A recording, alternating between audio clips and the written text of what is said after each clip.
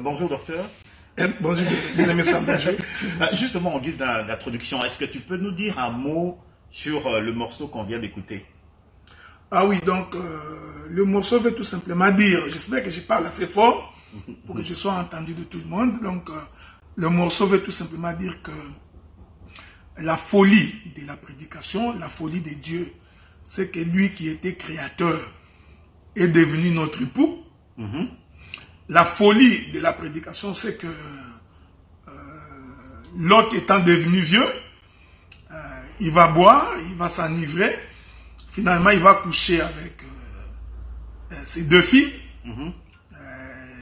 C'est ça la folie de Dieu. Donc la folie de Dieu, c'est que Judas donc, va prendre sa belle-fille, Tamar, cette femme va tomber enceinte, et Judas va prendre tous les éléments qui font en sorte que l'on reconnaisse que c'est Judas, il va donner à Tamar. C'est la folie de la prédication.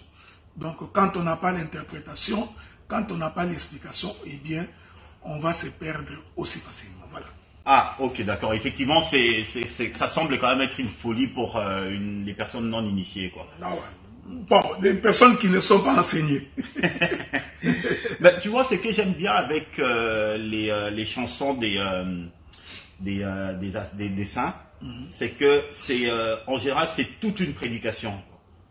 Il n'y a qu'à écouter un morceau, ben, on peut partir toute une prédication. Non, mais parce que logiquement, la chanson devrait être le fruit d'un enseignement.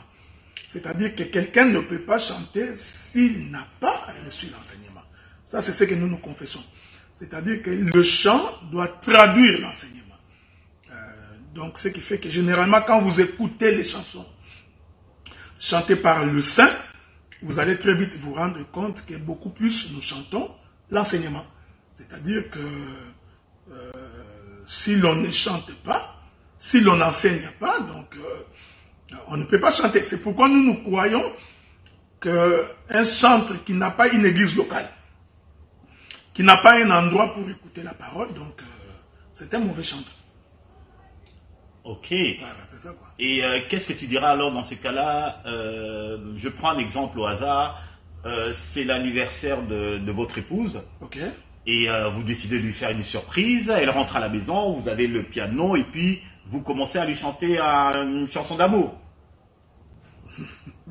D'abord, je ne le ferai pas parce que je ne sais pas jouer le piano. Okay? Donc, commençons par là. Je crois que les chansons devraient être en l'honneur de l'Éternel. Okay? Un homme peut chanter pour louer Dieu, pour adorer Dieu. Okay? Donc, on peut faire des compliments à sa femme. En mélodie. Bon, je trouve qu'il n'y a pas du mal à faire cela. Mais jusqu'à composer une chanson pour sa femme, donc ça prend une inspiration, quoi. Okay. Donc, je conseillerais, on peut faire un compliment à sa femme, mais on ne peut pas chanter pour sa femme. Donc, non, on ne peut pas faire une chanson pour sa femme. J'ai vu dernièrement un commentaire sur Internet. C'était une assemblée des églises des réveils. Ils étaient en train de célébrer l'anniversaire du Christ, de Jésus-Christ, et ils chantaient bon anniversaire Jésus. Ils étaient à genoux, les mains levées et tout ça. Et ils ont même apporté un gâteau. Bon, écoutez, qu'est-ce que vous pensez? Non, la Bible dit que mon peuple périt parce qu'il lui manque la connaissance. Donc, quand les gens n'ont pas la connaissance, ils font n'importe quoi, ok? Donc, il n'y a pas d'anniversaire de Jésus à fêter. Il n'y a pas de gâteau à couper pour l'anniversaire de Jésus. Comprenez tout simplement que on est en face des gens qui aiment du sensationnel. Et en ce moment-là, ils créent des choses qui n'existent pas dans la parole. Donc, Christ est en nous par le Saint-Esprit. Il y vit en nous par le Saint-Esprit jusqu'à l'enlèvement. Donc, nous n'avons pas d'anniversaire à fêter pour Jésus parce qu'il est en nous. Il a dit à ses disciples, encore un peu de temps, le monde ne me verra pas. Mais vous me verrez parce que je serai avec vous et je serai en vous jusqu'à la fin de l'éternité. Donc, Christ vit en nous par le Saint-Esprit. Donc, nul n'est besoin pour nous de faire une fête d'anniversaire en son nom. Ça, c'est de la comédie. Hein? C'est une pièce théâtrale. Okay. Et j'y pousserai encore plus loin. Le 25 décembre, on se réunit en famille, on prend un repas en l'honneur de la naissance du Christ, on se fait des cadeaux, etc.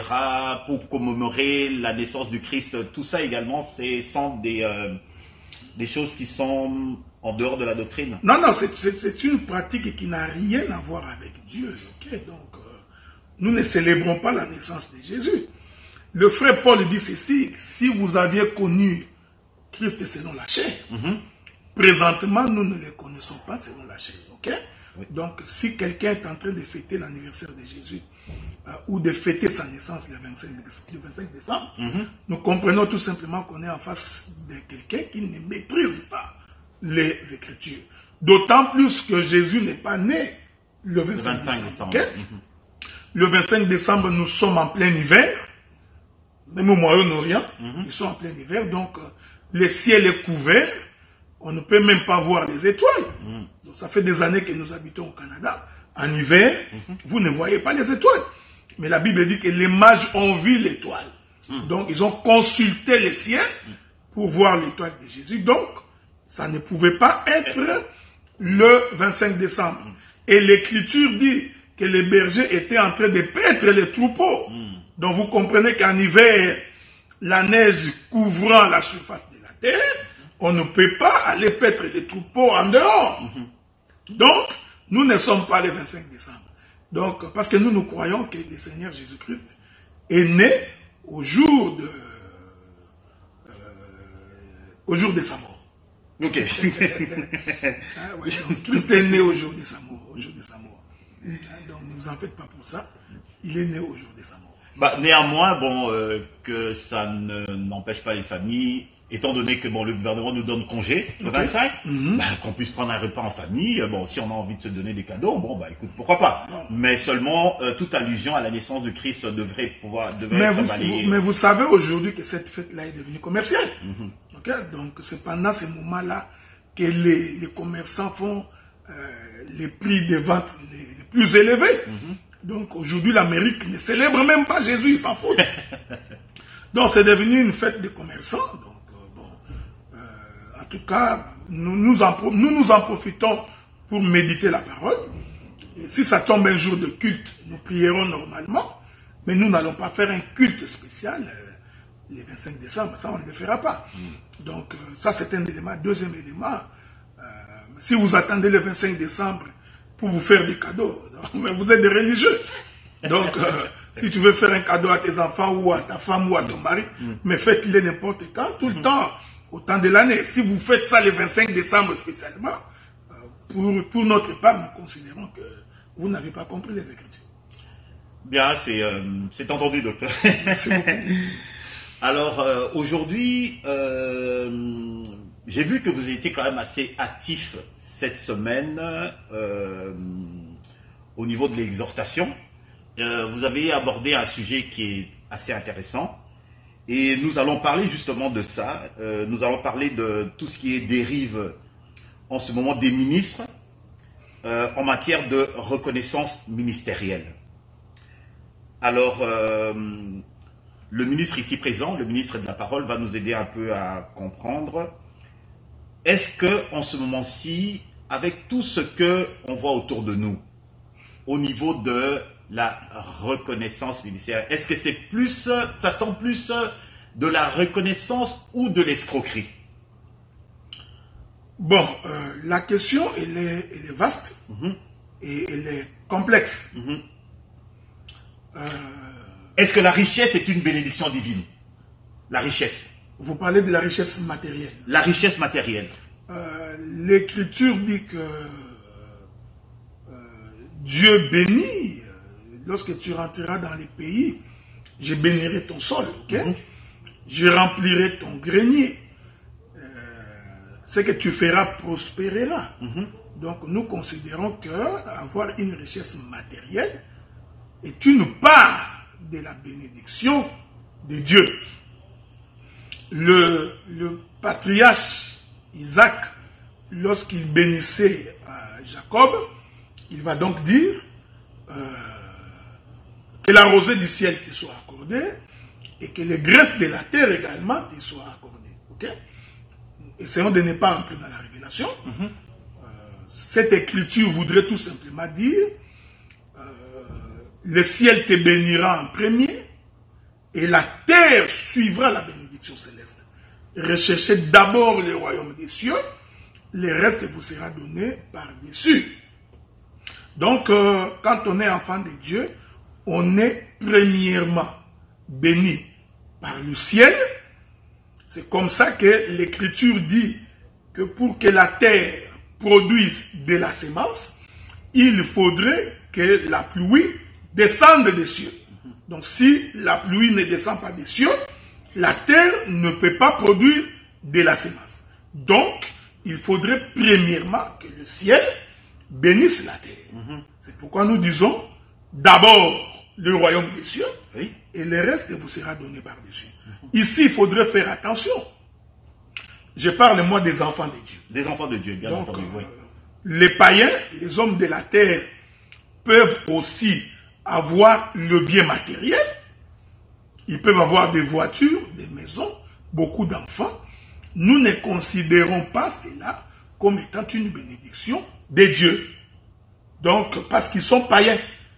Vous comprenez ce que je dis? C'est-à-dire que ce qu'ils ont ne provient pas du fait qu'ils ont le ciel en premier. Dieu ne peut pas bénir un païen. Mais tout dépend de ce que nous entendons par la vraie bénédiction de Dieu. Je voudrais prendre un exemple concret. Ok, allez-y. Un enfant, moi si j'ai des enfants, j'ai considéré que les enfants que j'ai sont une bénédiction de la part de Dieu. Parce que moi je suis enfant de Dieu. Très bien. Okay? Un païen qui a des enfants ne peut pas dire que les enfants qu'ils ont ou qu'il a est une bénédiction de Dieu parce qu'il ne croit pas en Dieu. Voyez-vous? Donc, les Chinois ont fait une limitation pour ne pas avoir beaucoup d'enfants. Donc, si tu vas dire à un Chinois que avoir des enfants est une bénédiction de Dieu, il te prendra pour un fou.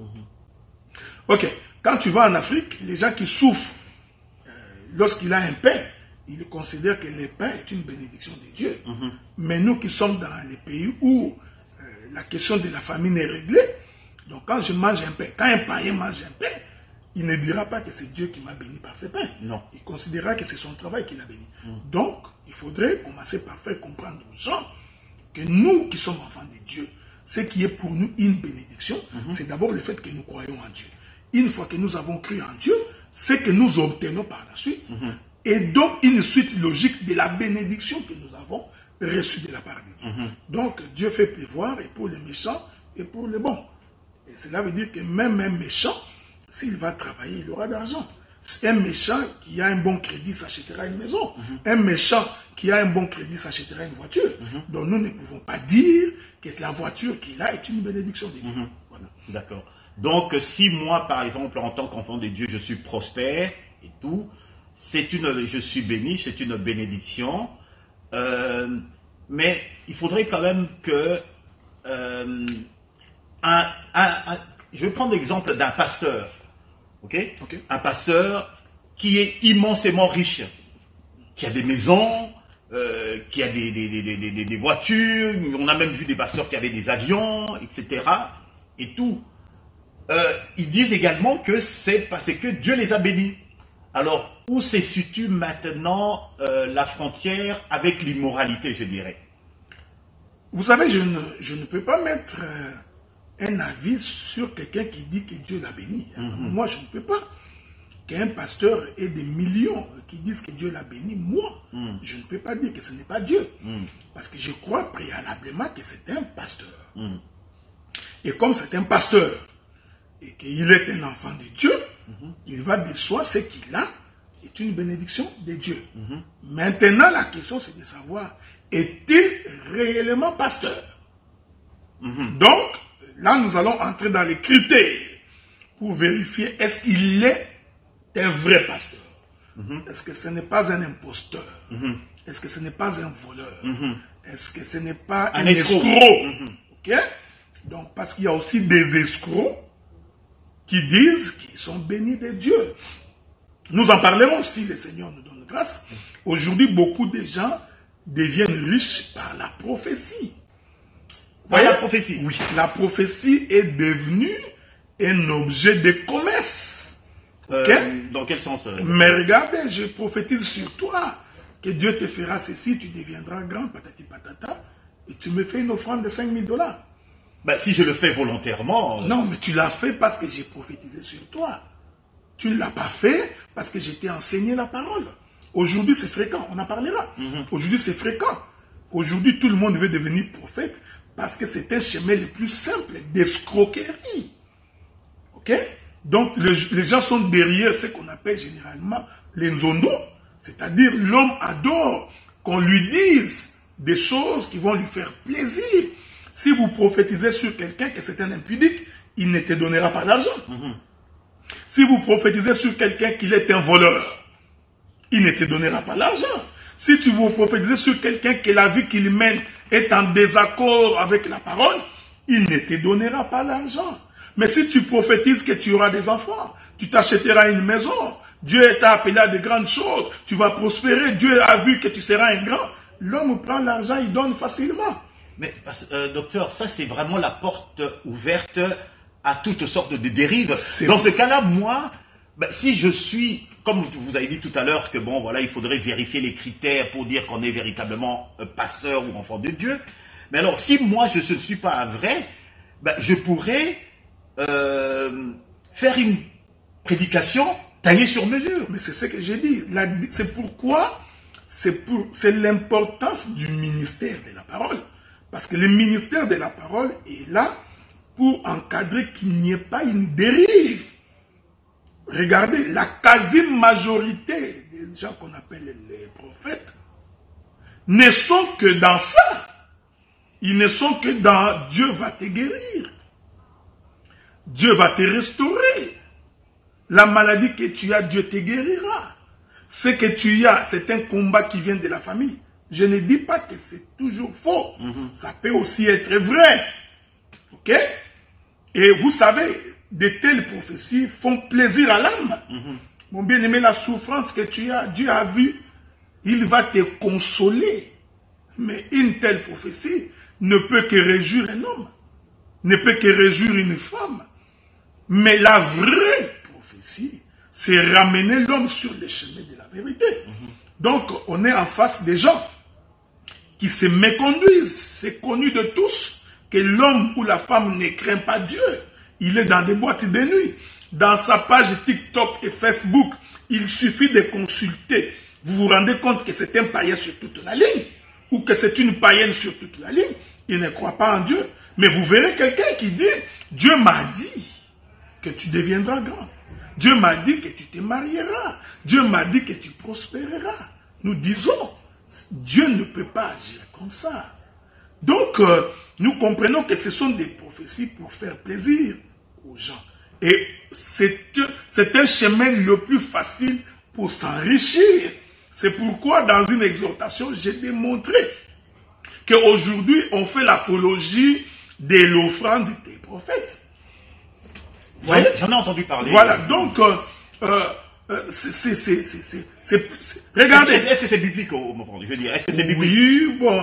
C'est quoi l'offrande des prophètes? Non, mais c'est parce qu'un jour, Saoul était en train de rechercher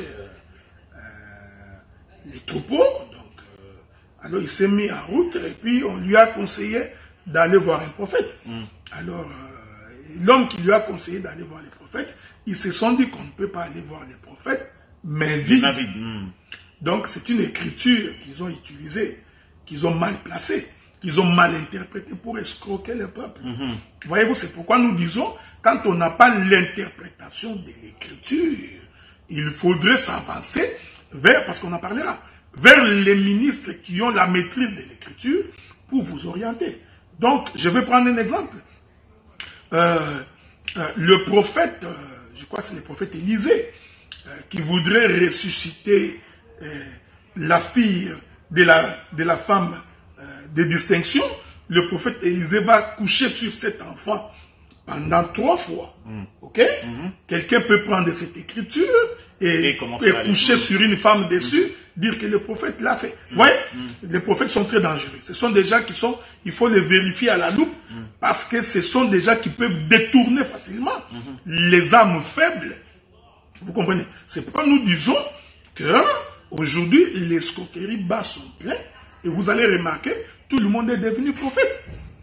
Parce que c'est difficile de vérifier ce qu'il dit. Vient-il de Dieu ou ne vient-il pas de Dieu? Maintenant, nous avons l'écriture qui dit que même lorsqu'un prophète dira une chose, même si la chose s'accomplit, ne le croyez pas encore. C'est écrit dans la Bible. Hein? Donc je peux te dire que tu t'achèteras une maison, c'est bien. Même si tu t'achètes une maison, voilà, la prophétie s'est accomplie. La Bible dit, même dans ces cas, ne croyez pas encore au prophète. Attendez voir vers quel Dieu il t'amène pour aller adorer. Donc, lorsque nous réalisons que la prophétie n'amène pas l'homme à l'adoration de Dieu, nous comprenons que ce sont des prophéties pour faire plaisir aux gens. C'est pourquoi nous insistons sur la notion de l'appel au ministère. Donc, c'est exactement ça. Eh bien, docteur, je dois dire quand même que c'est quand même effrayant ce que vous dites. Ça ne donne pas envie aux croyants de pouvoir supporter l'œuvre de Dieu. Hein. Parce que un ministre, par exemple, qui fait un appel, oui, voilà, on doit faire une collecte pour telle et telle chose, ben, qu'est-ce qui nous dit que, bon, voilà, cet argent va vraiment servir à ce qu'il annonce? Mais la question, pour faire l'œuvre de Dieu, pourquoi tout l'argent, toutes les offrandes devraient être concentrées vers une seule personne? C'est la question que nous avons. Nous avons une église ici. Quand nous voulons demander l'argent, mais mettez l'argent dans le panier. Ok? Cet argent-là est géré par un intendant. Quelqu'un qui gère. Donc, ce n'est pas l'argent que vous me donnez pour m'enrichir. Ce que je voudrais dire ici, cela ne vous empêche pas de bénir l'homme de Dieu. Ok? Donc, et l'homme de Dieu est béni après avoir travaillé. C'est ce que la Bible dit. Ok? Donc, on ne muselle pas le bœuf quand il laboure la terre. Donc, le premier élément, c'est que le bœuf doit labourer la terre. Je voudrais dire, labourer la terre ici, ce n'est pas faire des prophéties à des gens. Ok? Donc, ça, c'est encore très mal comprendre l'écriture. Labourer la terre, pour comprendre ces choses, il faut rentrer dans les jardins. Voilà. L'écriture dit, quand Dieu voulut créer Adam, Dieu rassemble la poussière de la terre. C'est-à-dire Dieu a labouré la terre. Labourer la terre, c'est donc séparer la poussière d'avec les autres poussières. C'est ça, c'est la conversion. C'est pourquoi l'écriture dit, lorsque Dieu fit le jardin d'Éden, Dieu y plaça l'homme pour cultiver la terre. Mais quand vous lisez votre Bible, vous ne verrez nulle part où Adam était un cultivateur. Voyez, donc quand quelqu'un ne comprend pas les Écritures, c'est très dangereux. Adam, dans les jardins, nous ne l'avons jamais vu cultiver la terre. Mais pourtant, l'Écriture dit, il manquait l'homme pour qui cultiver la terre. Alors, voyez, si nous vous posons la question, expliquez-nous maintenant cette prophétie, vous aurez des difficultés. Donc, il y a beaucoup de gens qui ont des grimaces. Ils prêchent par grimace. Ils pensent qu'ils maîtrisent les Écritures. Il y a des gens qui sont des prétentieux. J'ai même entendu des gens qui disent que non, ils sont finis. Non! Vous voyez? Donc, quand tu ne maîtrises pas l'Écriture, c'est très dangereux. Parce que Adam n'a jamais cultivé la terre. Vous voyez? Mais cependant, Dieu a dit qu'il plaça Adam dans les jardins pour que l'homme cultive la terre. Alors nous nous posons la question de quelle terre il s'agissait, parce qu'Adam n'a jamais cultivé la terre. C'est plus tard que nous allons voir que Caïn était cultivateur et que Abel était un pasteur, un berger. Mais Adam lui-même n'a jamais cultivé la terre. Voilà, c'est ici que nous disons, quand tu n'as pas l'interprétation de l'écriture, vous aurez des difficultés pour vous en sortir. L'homme qui est censé cultiver la terre, cet homme-là, cet Adam, c'était Dieu lui-même. Parce que Dieu, pour créer Adam, il cultive la terre, il laboure la terre. Alors, placer l'homme dans les jardins pour cultiver la terre, cela est une prophétie qui annonçait la venue de Jésus sur la terre. Et quand Jésus vient sur la terre, dans le jardin, il vient cultiver la terre, c'est-à-dire, il vient changer l'homme qui était dans le péché pour que l'homme puisse avoir la forme. Donc, c'est lui le véritable Adam qui est placé dans les jardins pour cultiver la terre. Mais physiquement, comme ça, Adam n'a jamais cultivé la terre. Effectivement. Voyez-vous, donc, les gens maîtrisent mal les Écritures. C'est pourquoi nous insistons pour dire, si tu n'as pas l'interprétation de l'Écriture, tu auras des difficultés pour comprendre les choses de Dieu. C'est pourquoi aujourd'hui, les gens ont compris que le chemin le plus rapide pour se faire de l'argent, c'est devenir prophète. Tout le monde le sait. C'est écrit partout. Le chemin le plus facile pour que l'on soit populaire. Les gens ne sont plus populaires par l'enseignement. Ils ne sont plus populaires par la prédication. Il ne faut pas un effort pour comprendre l'Écriture. Ils trouvent que le chemin le plus facile pour devenir populaire, c'est être prophète. Là encore, il faut se poser la question, est-ce que toutes les prophéties que l'on dit viennent-elles de Dieu? Est-ce que c'est Dieu vraiment qui a parlé? C'est Dieu, le Dieu que... Bien-aimé, mon bien-aimé Sam, le monde est en train de vivre des moments compliqués. Jamais l'immoralité n'a atteint un niveau tel qu'aujourd'hui. On ne parle pas simplement de l'Afrique, on parle du monde entier. Partout du monde entier. La haine, la jalousie, la guerre, l'homme est devenu insensible. Regardez le monde aujourd'hui. Qui pouvait imaginer que les hommes de Dieu pouvaient s'empoisonner? Aujourd'hui, on s'empoisonne aussi facilement. Maintenant, nous nous posons la question, avec qui manger, avec qui ne pas manger. Donc, aujourd'hui, les gens ont développé la haine, tu n'as aucune idée. Alors nous nous posons la question, les prophètes, ça Dieu ne révèle pas. Ces choses-là, Dieu ne vous a pas révélé. Dieu ne vous a pas montré qui sont les sorciers dans une église. Dieu ne vous montre pas. Dieu ne vous montre pas que tel frère va empoisonner tel autre. Dieu ne vous avise pas. Comment? Je voudrais ici prendre un exemple qui est assez concret. Vous nous apprenez que tel prophète a été empoisonné. Donc, de tous les prophètes qui sont dans les églises, personne n'a vu que tel pasteur allait être empoisonné. Dieu n'a pas montré ça. Dieu ne vous montre que les maisons, les voitures, les gens qui vont avoir des enfants, tu as mal au dos, ça Dieu va être réglé. Il n'y a que ça que Dieu qui montre. Alors nous nous posons la question de quel Dieu nous parlons. Quel est ce Dieu que nous servons? Voilà pourquoi, mon bien-aimé Sam, nous insistons sur la conversion et la repentance. Nous prêchons l'évangile pour que les gens soient transformés, pour que les gens changent, pour que les gens connaissent Dieu, qu'ils craignent Dieu. Parce que si l'on craint Dieu, on ne peut pas empoisonner son frère. Absolument pas. Vous voyez? Donc, le monde est en train de vivre un moment terrible, tu n'as aucune idée. Quand vous regardez avec l'œil de Dieu, vous comprenez que les gens sont devenus de plus en plus mauvais. Les gens sont devenus mauvais. À un point, tu te poses la question, sont-ils véritablement chrétiens?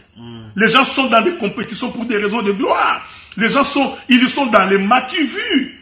On parle pas de ceux de non, dehors, on parle de ceux de... Regardez mon bien-aimé Sam, puisque nous sommes dans une émission. Observez les affiches des hommes de Dieu. Regardez les affiches. Vous ferez la lecture que ces gens sont charnels. On a l'impression que les affiches sont devenues des affiches comme des musiciens, comme des présidents du monde. Tu verras l'homme. Donc l'homme est au centre. L'homme est au centre de tout. Il n'y a plus de place pour la parole. Il n'y a plus de place pour Dieu. C'est pourquoi nous disons, il est important que nous puissions voir comment Dieu appelle les hommes au ministère. Quelles sont les caractéristiques d'un bon ministre? Comment se comporte un ministre de Dieu? Donc, ce sont des choses très importantes. C'est pourquoi nous insistons pour dire que, en réalité, quand Dieu appelle quelqu'un au ministère, Dieu fait en sorte que l'homme soit changé, transformé. Quel est le premier ingrédient? Quelle est la première caractéristique, justement, puisqu'on en parle d'un ministre selon Dieu? Mais regardez. Quels sont les éléments qui définissent un véritable homme de Dieu? Mais permettez que je puisse faire un petit détour. J'ai toujours dit ceci. D'abord, l'homme est ministre de par l'éternité. Okay? on ne fait pas d'un homme ministre. L'homme est ministre dès que Dieu l'a envoyé, c'est un ministre. Ok, d'accord. Donc, il avait comme mission, depuis le fondement du monde, avant la fondation du monde. Avant la fondation du monde, et tout, il était prédestiné. L'homme était déjà prédestiné. Exactement. Ça, c'est le premier élément. Deuxième élément, quand l'homme vient sur la terre, tu ne peux pas devenir ministre sans être encadré dans une église locale. Donc, un ministre autodidacte n'existe pas dans les Écritures. Donc, le ministre doit avoir, avant d'exercer, il faut que tu aies une église locale. Il faut que tu sois encadré dans une église locale. Il faut que l'on sache qui t'a prêché l'évangile. C'est pourquoi en Israël, les Lévites étaient enrôlés à l'âge de 25 ans et commençaient à exercer à l'âge de 30 ans. Donc ils avaient 5 ans pour apprendre de ceux qui les précèdent. Ok? Donc ceux qui les précèdent devraient leur dire, voici la manière dont on coupe l'animal, voici la manière dont on exerce, voici la manière dont on se comporte, qu'est-ce qu'il faut faire, qu'est-ce qu'il ne faut pas faire, comment les faire et comment ne pas les faire. Jésus lui-même, il n'a pas commencé tout de suite le ministère. C'est pourquoi j'ai dit, même Christ, pour attester de la chose, il est venu se faire baptiser à l'âge de 30 ans, pour confirmer qu'il est le véritable ministre. Ok? Donc à l'âge de 30 ans, il vient de commencer. Donc, le ministre doit avoir une église locale. Donc tous ces gens qui sont devenus ministres par Internet, c'est en désaccord avec la doctrine. C'est pourquoi l'homme qui est sur Internet, il va embrasser plusieurs doctrines. Donc vous ne pouvez pas, vous ne comprenez pas, mais il a quelle doctrine? Parce que c'est un autodidacte. Aujourd'hui c'est facile parce que l'Internet est à la merci de tout le monde. Donc on peut y aller.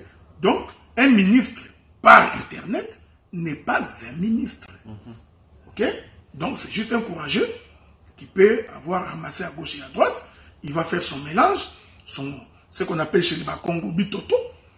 Maintenant, donc la nourriture mélangée quoi. Et celui qui est passé par la théologie? Celui qui est passé par la théologie, il ne peut pas être ministre selon Dieu. Parce que la théologie ne forme que des pasteurs. Alors que nous avions démontré ici que le ministère de la parole reprend le pasteur, l'apôtre, le prophète, le docteur et l'évangéliste.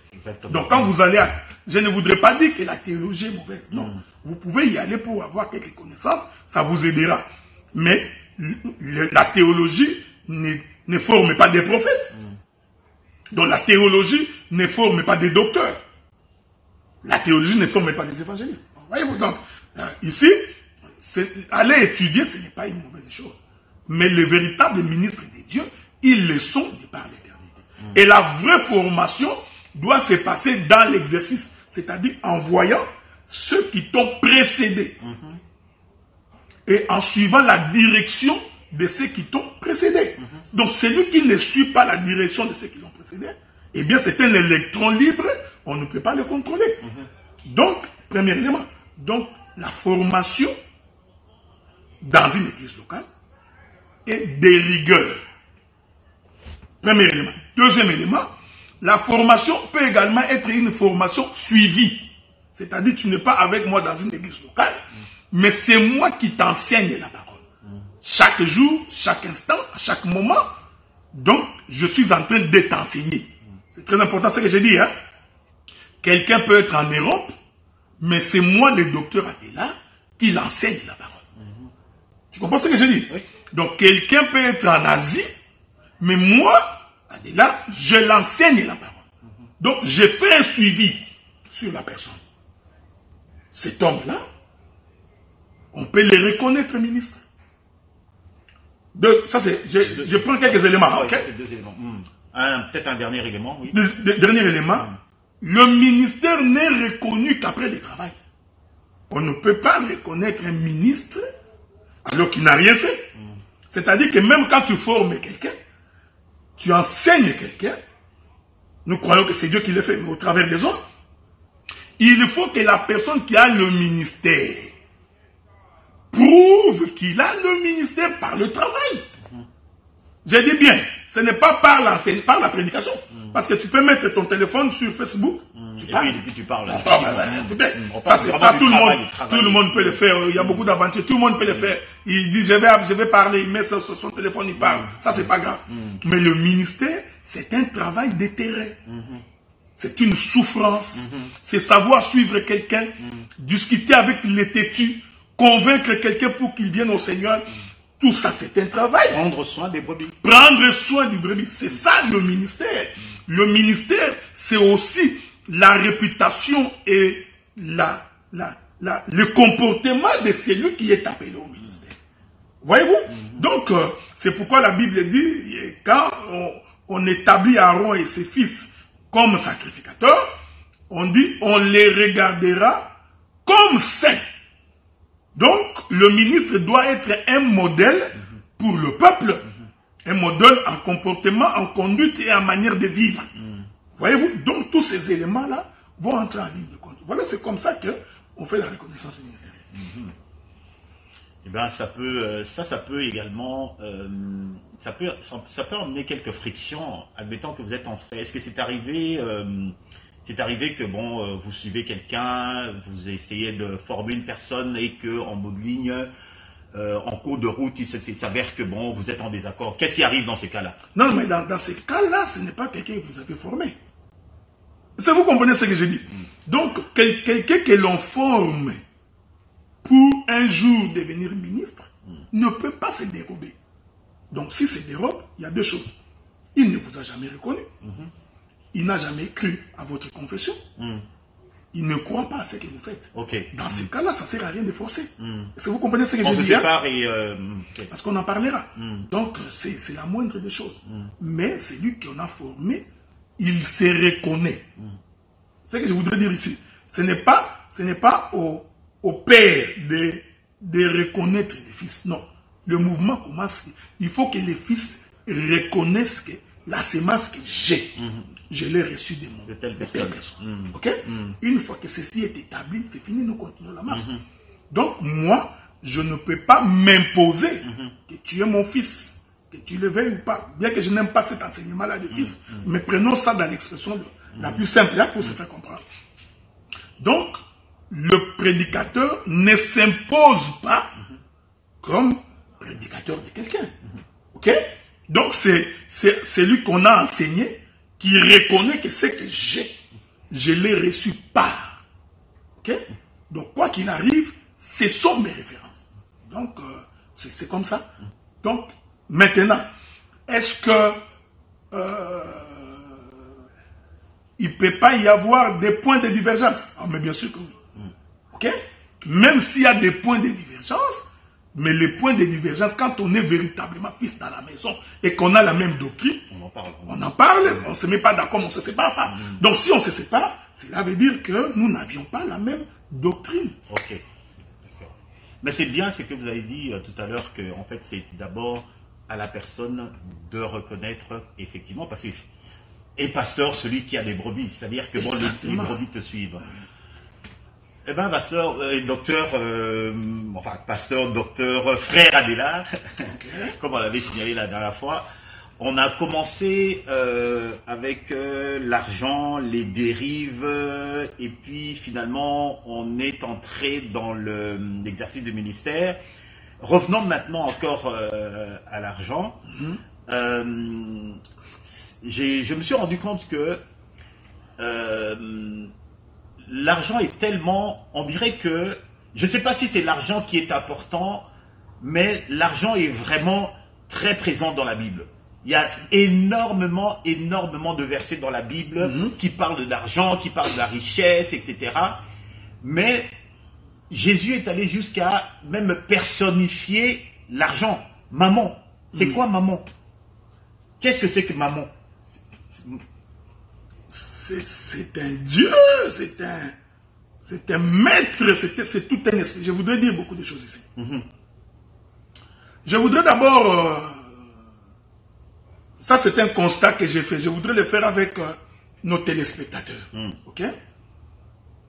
Je n'ai pas vu un ministre riche. Je ne sais pas. Tu veux dire vous voulez dire par là que vous n'avez pas personnellement connu? Non, dans ma Bible. Ok. Dans ma Bible, moi, je n'ai pas vu un ministre excessivement riche. Je peux me tromper. J'ai observé tous les sacrificateurs. Ici, je parle des ministres. Hein. Faites attention. N'allez pas me parler d'Abraham et d'Isaac et de Jacob. J'ai observé tous les sacrificateurs. Je n'ai pas vu un sacrificateur extrêmement riche. Je suis allé voir tous les apôtres. Aucun de nous, comme nous sommes là, aucun de nous n'est plus grand que Pierre. Aucun de nous n'est plus grand que Paul.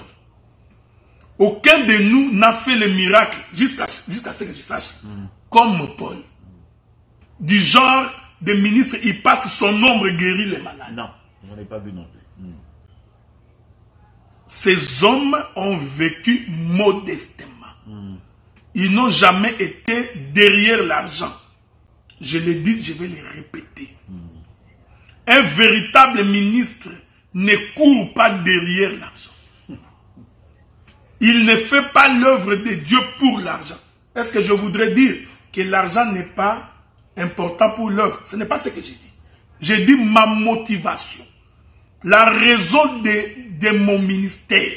La raison pour laquelle je sers Dieu ne peut pas être pour de l'argent. Je vais... regardez. Je ne peux pas. Hein, mon bénémoine. Moi, je ne peux pas, en tant que prédicateur, appeler les frères pour leur demander l'argent. Téléphone. Frère, tu n'as pas donné l'argent. Tu n'as pas envoyé ta dîme. Je n'ai pas vu ta dîme. Toi, le dimanche passé, tu n'as pas apporté l'offrande. Ce sont des voleurs. Ce sont des voleurs, tout simplement. Je vais encore prendre un autre exemple. Je ne peux pas, moi, le frère Adélard, pendant que je suis ici, appeler des frères qui sont au Congo, des frères qui sont en Europe, pour leur demander, moi, de m'envoyer l'argent. Non. Nous ne sommes pas ce genre de ministres. Nous laissons, vous savez, quand nous prêchons comme ça, nous laissons que l'homme soit convaincu par la parole. Premier élément. Si Dieu les met à cœur de nous bénir, qu'il les fasse librement, sans contrainte, qu'il m'appelle, docteur, j'ai suivi, Dieu m'a mis à cœur de te bénir. Et quand il me bénit, même s'il m'envoie $5, je remercie le Seigneur. Donc, le véritable serviteur de Dieu ne court pas derrière l'argent. Je suis votre prédicateur, il faut me donner l'argent. Non. C'est pourquoi j'ai fait une publication sur Facebook. J'ai démontré qu'aujourd'hui, l'amour de l'argent a atteint un niveau. Nous nous posons la question, mais nous allons où? Vous prêchez, vous demandez aux gens, venez sceller la prédication. C'est quoi cette histoire? Venez sceller la prédication? Oui. Par une offrande. Par une offrande. Oui. Mais nous nous posons la question, nous allons où? Quand tu prêches, tu ne demandes pas aux gens de venir sceller la prédication. Non. Si l'homme est touché, qui veut donner son offrande, qu'il donne son offrande. Et nous croyons également que la bonne manière de donner l'offrande, c'est mettre dans les paniers. Nous voyons en plein culte, les prédicateurs prêchent, on lui donne l'argent, il prend, il met dans la poche. Les gens font des séminaires pour l'argent. Ils font des voyages missionnaires pour l'argent. Nous les disons, parce que ça, ce n'est pas notre habitude. Ce n'est pas dans nos habitudes. Ce que nous disons est vrai parce que beaucoup de gens le savent.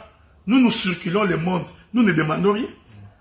Nous n'appelons même pas pour dire, payez-nous un billet pour qu'on vienne. Non. Nous nous arrangeons parce que c'est la mission que Dieu nous a donnée. Nous nous servons de ce que nous avons pour aller servir le Seigneur. Et nous croyons que Dieu nous bénit. Et il nous bénit, vraiment Dieu nous bénit. Si le Seigneur nous donne l'occasion, je ferai un témoignage sur ma propre vie. Donc, nous allons où? Nous avons des prédicateurs. Lui, il est à Paris. Il appelle à Dijon. Il appelle à Bordeaux. Je peux moi où ça? Il réclame l'argent comme... À quel titre? Non, je ne sais pas. Des gens qui n'ont... Un ministre qui n'a pas de personnalité. Servir Dieu doit être quelque chose d'honorant et d'honorable. C'est-à-dire que le ministre ne peut pas être un quémandeur, un mendiant. Aujourd'hui, on est en face des gens qui ne font que demander l'argent. Il fait une prophétie, il demande de l'argent. Il prêche, il demande de l'argent. D'autres s'appellent mutuellement pour faire des collectes de fonds. Non, viens ici prêcher, quand tu auras fini, tu vas faire une collecte de fonds. Nous avions collecté les fonds pour cette église ici. Nous n'avions appelé personne. Non, non, absolument pas. Et ça n'a pas demandé une prédication. On a donné un communiqué, voici les besoins, ceux qui sont disposés, donnez, les gens ont donné. Donc, ici, le problème que nous avons, c'est que la cupidité a atteint un niveau impossible. Aujourd'hui, c'est impossible. On se pose la question. On ne sert plus. Non, les gens sont en train de se servir. Les églises sont devenues des boutiques des gens pour que ces gens-là soient nourris. Les gens servent Dieu pour nourrir leur ventre. Ici, je voudrais dire ceci. Quand on sert Dieu dans la sincérité, quand on sert Dieu comme un apostolat, hein, les gens qui... Parce qu'il y a beaucoup de gens qui vont confondre. Quand je dis apostolat, l'apostolat veut dire tu fais quelque chose de façon désintéressée. Comme un bénévolat. Dieu rémunère. D'une manière ou d'une autre, Dieu va te rémunérer. Il se souviendra de toi. Mais on ne peut pas servir Dieu avec l'intention d'aller chercher l'argent. Ok, donc en fait c'est la motivation derrière tout ça. Exactement. Okay. C'est cette motivation qui est mauvaise. C'est cette motivation qui prouve que vous êtes en face des gens qui servent Dieu pour leur propre ventre. Vous comprenez? C'est pourquoi ça pilule partout. Des prédicateurs sortent de partout, des internets. Ils sortent des toilettes, ils sortent de la forêt, de la savane. Mais quand vous regardez dans le fond, vous voyez qu'ils sont derrière l'argent. Et quand vous... Je vais vous raconter une anecdote. Je m'en vais prêcher quelque part. C'était une assemblée d'à peu près 300 personnes. Quand j'ai fini de prêcher, on me tend une enveloppe. J'ouvre l'enveloppe, c'était $20. Ok? Moi, ça ne m'a pas dérangé nullement. C'est $20, j'ai mis mes $20 dans la poche, je suis parti. Mais un autre dira, ah, une grande église comme ça, on t'a donné que $20. Donc, il y a des gens qui servent Dieu pour ça. Nous ne sommes pas de cette génération-là. C'est pourquoi j'ai dit, et je le répète, un ministre de Dieu ne peut pas faire de ses frères comme une caisse de résonance. Donc les frères sont devenus la poche d'un prédicateur. Il ne fait qu'appeler. Donnez-moi l'argent. Je suis ton prédicateur. Envoie-moi l'argent. Mais tu es un voleur. Et les gens donnent. Mais ils ne devraient pas donner. C'est pourquoi je leur dis, quand un prédicateur t'appelle pour donner, pour te demander l'argent chaque mois, régulièrement, comme si c'était un droit, non. Et en plus, il n'est même pas ton prédicateur. Ouais, tu n'es même pas dans la même église que lui. Il ne te prêche pas la parole au quotidien. Mais il a le droit de... Il réclame l'argent. Ça, c'est quel courage. Je l'ai dit. Je n'ai pas honte de le dire. Nous commençons à faire honte à l'évangile. Aujourd'hui, comptez le nombre de groupes WhatsApp qui sont créés. Vous pensez que ces groupes de WhatsApp sont créés pour faire la propagande de l'évangile? Non. Il y a des gens qui créent des groupes WhatsApp pour que lorsqu'il prendra des contacts des gens qui sont en Europe, en Amérique, en Asie, maintenant il commence à les appeler inbox pour demander l'argent. Oui, bon, ça, je vais finir par une chose. Ce qui est encore étonnant aujourd'hui, c'est que logiquement, c'est au peuple de bénir les serviteurs. Nous vous bénissons par la parole. Paul a dit ça. Si nous vous enseignons les choses spirituelles, n'avons-nous pas le droit de récolter les temporaires? Ah oui. Okay? Faudrait-il encore que tu enseignes ces gens-là? Hein? Donc, ici, Paul ne voulait pas dire que tout frère, tu dois les récolter là-bas. Donc, tu enseignes, tu as le droit de les récolter. C'est ce que Paul dit. Hein? Bon, c'est que quand j'enseigne, j'ai le droit de récolter les temporaires. Mais aujourd'hui, c'est le contraire. Aujourd'hui, c'est les frères qui commencent à nous demander l'argent. Hein? Les frères commencent à appeler, donc là, envoie-moi $100. Envoie-moi $400. Envoie-moi $50. Mais parce que pour eux, ils se disent dans leur tête, les pasteurs sont des gens qui ont beaucoup d'argent parce qu'on leur donne. Bien sûr. Voyez, frère. Alors que la réputation est là. Et voilà. Donc, même les fidèles commencent à comprendre que si on veut avoir l'argent, il faut aller demander les pasteurs. Parce qu'on sait que nous sommes tous des voleurs. Donc, c'est ce que nous faisons. Non. Mais moi, ça fait des années ici. Est-ce qu'on me paye un salaire à la fin du mois que d'autres on te donne l'argent? Non. Mais vous savez, comme Dieu est juste, nous ne manquons pas l'argent. Dieu nous bénit. Nous travaillons autrement et Dieu nous bénit autrement. Donc, c'est pourquoi j'insiste pour dire, aujourd'hui, on est fatigué. On est complètement fatigué. On est complètement fatigué. Dès que vous touchez l'argent, tout le monde est en alerte. Parce que c'est servir leur propre ventre. Et moi, j'ai toujours dit, bien aimé dans le Seigneur, quand tu prêches bien, tu prêches dans la vérité, sans motif impur, le peuple te bénira toujours. Toujours. Il te bénira. Donc le peuple t'appellera sans demander. Est-ce que tu comprends ce que j'ai dit? Donc le peuple t'appellera sans demander. Il a suivi la prédication, il regarde. Ils ont aussi le Saint-Esprit pour distinguer que cet homme, c'est un homme de Dieu. Allez, va t'appeler, docteur, là, je t'envoie $500. Je t'envoie $400. Ok? Et je les prends, je les mange volontiers. Mais dès que j'ai pris ça, il y en a d'autres, dès qu'on lui envoie 300, il lui fait de la personne qui lui a envoyé 300 un terrain de récolte. Donc il commence à appeler le même frère chaque mois. Frère, envoie-moi aussi des 100. Parce qu'il t'avait donné 300. Non mais regardez-moi ces choses. Regardez-moi ces choses. Donc dès qu'il sait que ce frère-là m'avait donné 500, chaque mois maintenant il commence à demander à ce frère-là, envoie-moi 100, envoie-moi 50, envoie-moi 30. Du voleur. Et l'on prétend qu'on est ministre de Dieu. Mais ça c'est aussi contre la doctrine. Un prédicateur mendiant, c'est contre la doctrine. Enseigner au peuple la manière de donner. Donner l'enseignement de façon désintéressée. Si le peuple est enseigné, si tu as le Saint-Esprit, si le Saint-Esprit est dans cette église-là, les gens donneront. Ils donneront librement. Donc, mais si vous forcez, ça nous prouve qu'il y a quelque chose qui ne va pas chez nous. Qu'est-ce que vous pensez de ces quelques affirmations? Il y a peu de riches parmi les chrétiens. D'ailleurs, la Bible le dit, hein, il ne faut pas qu'il y ait parmi vous des hommes. Il n'y a pas beaucoup de riches parmi vous. Ah oui? Donc en fait, c'est fait exprès. Mais vous savez,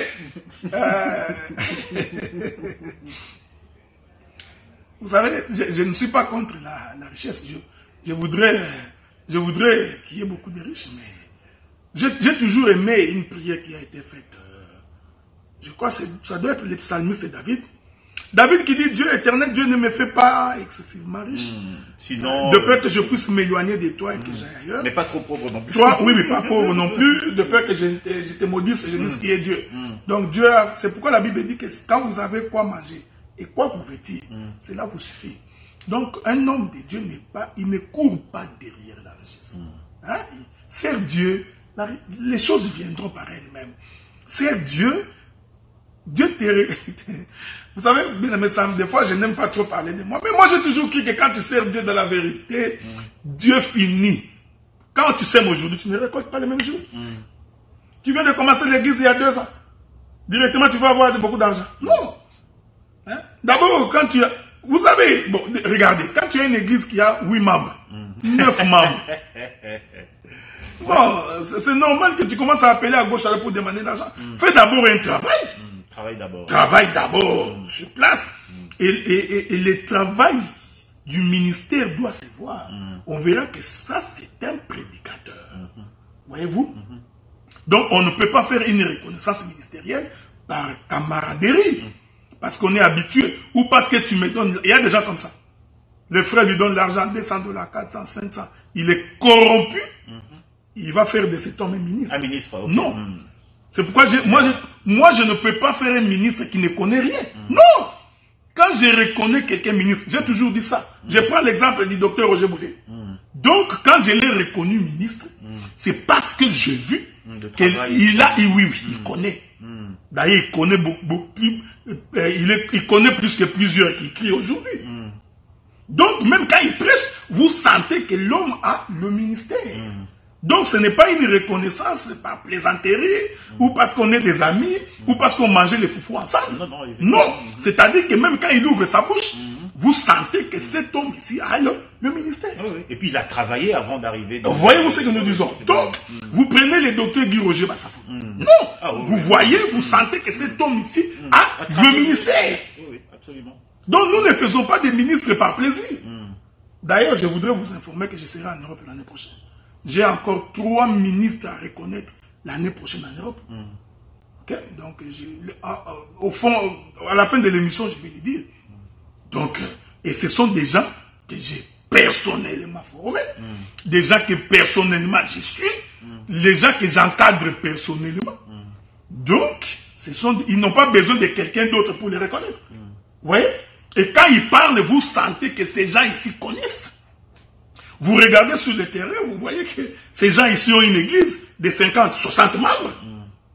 Alors, en vertu de quoi quelqu'un qui a 8 membres, 7 membres, qui ne fait pas preuve de son ministère, va prétendre qu'il est plus ministre que l'autre. Donc voilà, c'est un peu ça. Une dernière affirmation. Il y a plus de pauvres qui se tournent vers Dieu que les riches. Ah, non, bon, c'est parce qu'on a mal présenté l'évangile. Le problème, c'est parce qu'on a... J'ai oublié de citer le pasteur Azaf.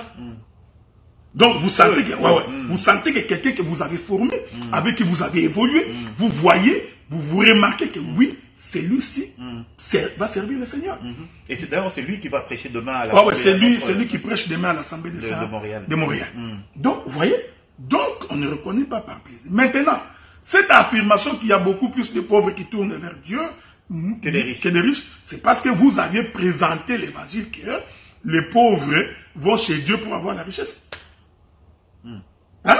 C'est comme ça que vous avez présenté. Les catholiques? Mais oui, c'est comme ça. Même la plupart de ceux qu'on appelle les églises de réveil, ils font la même chose. Donc, ils font en sorte que l'homme va chez Dieu parce qu'il croit qu'il va avoir une maison, avoir une voiture. Et puis cet évangile-là n'est que c'est l'évangile des pays sous-développés. Oui, parce que ça ne marche pas. Ah ouais, mais ici, ça ne marchera pas. Tu ne peux pas venir prêcher à quelqu'un ici qui vient chez Dieu parce que tu vas avoir du travail. Ici, au Canada, le travail traîne. On cherche même les gens pour aller travailler. Alors, si tu vas prêcher à quelqu'un, si tu viens chez Dieu, tu vas aller trouver du travail. Et il te trouvera malade. Il va te dire, mais il y a des agences. Va travailler. Donc, c'est juste une mauvaise présentation de l'évangile pendant des décennies qui fait en sorte que les gens pensent que les pauvres, ce sont les pauvres qui vont chez Dieu. Nous prions Dieu, nous ne sommes pas pauvres. Hein, nous ne manquons pas à manger et à boire. Je vais vous dire, raconter une histoire. Vous savez, quand je grandissais, mon bien-aimé Sam, je le disais aujourd'hui matin avec une sœur qui m'avait appelé. Vous savez, quand je grandissais, j'étais un désordonné. Moi, j'étais véritablement... On ne va pas rentrer dans les détails. Non, n'entre pas dans les détails. Mais par contre, le jour où vous allez faire votre... vous allez parler de vous. Ah, mon témoignage, j'en parlerai. Mmh. Donc, moi, j'étais un troubadour, comme on dit, ok? Vous savez, quand j'ai quitté le Congo pour venir au Canada, beaucoup de gens étaient convaincus que je suis perdu. Ils étaient sûrs que maintenant... D'abord, ici, il était un ambianceur. Il n'avait rien. Mais un ambianceur. Maintenant qu'il est parti au Canada où il n'y a personne. Personne pour me contrôler. Il n'y avait ni de frères, ni de sœurs. Personne. Moi-même, ici, bon, je trouve du travail. Les premiers salaires que j'ai obtenus, ce n'était pas un salaire, un don que le gouvernement m'a remis, comme réfugié qui venait s'installer. C'était $2800 à moi. Je n'avais pas travaillé, on me donne $2800. Donc j'avais toute la latitude de faire l'ambiance. Donc j'avais l'argent, je pouvais courir derrière les femmes, entrer dans des boîtes de nuit. Mais étonnamment, j'ai appris à craindre Dieu beaucoup plus quand je suis arrivé au Canada. Que quand j'étais en Afrique. C'est ici, malgré qu'on a un peu d'argent, on a un logis, on a du travail, et étonnamment, j'ai appris la crainte de Dieu dans ces conditions-là. Donc on ne peut pas dire que les gens qui vont chez Dieu, ce ne sont que des pauvres. Non, non. Ça, c'est mal présenté. En fait, les choses ont été mal présentées. Ah, ont été mal présentées. Ok, d'accord. Là, je vois effectivement.